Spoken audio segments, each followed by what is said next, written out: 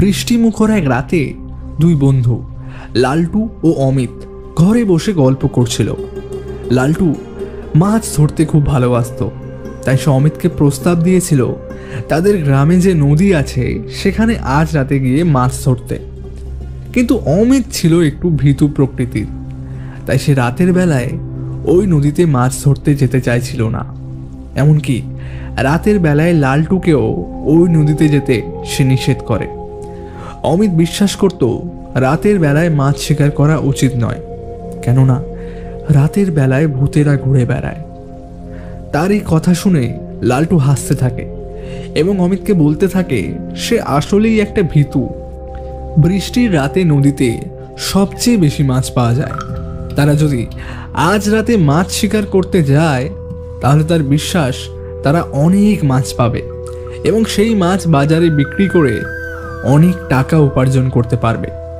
কিন্তু অমিত তাতেও রাজি না হওয়ায় লালটু রেগে যায় এবং ওখান থেকে নিজের বাড়ি চলে যায়।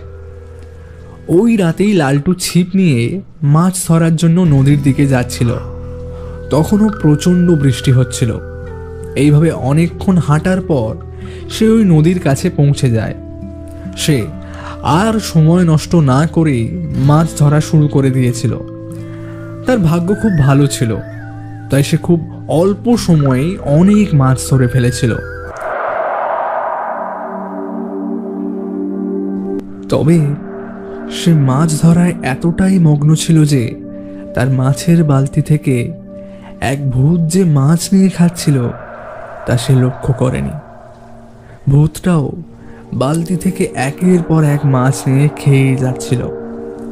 কিছুক্ষণ পরে লালটু কোনো কিছুর আওয়াজে পিছন ঘুরতেই যা দেখেছিল তাতে তার সারা শরীরের লোম খাড়া হয়ে গিয়েছিল।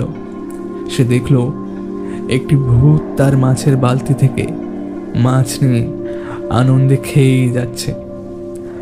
লালটু বুঝতে পারল অমিত তাকে যা বলেছিল তা সবই সত্যি ছিল। এই গভীর রাতে তার এখানে আসা উচিত হয়নি। আজ সে ভূতের পাল্লায় পড়েছে। আজ হয়তো তাকে এই ভূতের হাতেই মরতে হবে। তাই সে ভয়ে ভয়ে ঈশ্বরকে ডাকতে থাকে। এরপর সে বুঝতে পারে বাঁচতে চাইলে আর এক মুহূর্তও এখানে থাকা উচিত হবে না। তাই সে ওখান থেকে দৌড়াতে শুরু করে, কিন্তু তাকে দৌড়াতে দেখেই ভূতটাও তার পিছনে যেতে থাকে।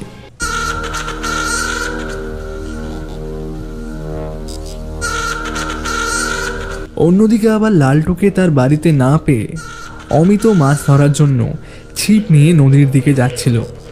কিন্তু সে হঠাৎ করেই কারো চিৎকারের আওয়াজ শুনতে পেল। সে দেখতে পেল লালটু চিৎকার করতে করতে তার দিকেই এগিয়ে আসছে।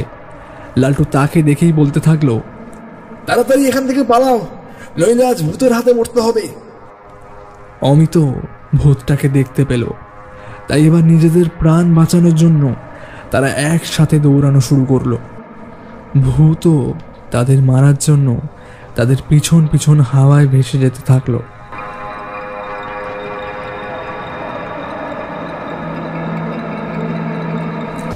এইভাবে কিছুক্ষণ দৌড়ানোর পর তারা তাদের বাড়ির কাছে চলে এসেছিল। তবে তারা কিন্তু আর ওই ভূতকে দেখতে পায়নি। তারা বুঝতে পারে আজ তাদের ভাগ্য ভালো ছিল, তাই তারা বেঁচে গিয়েছে।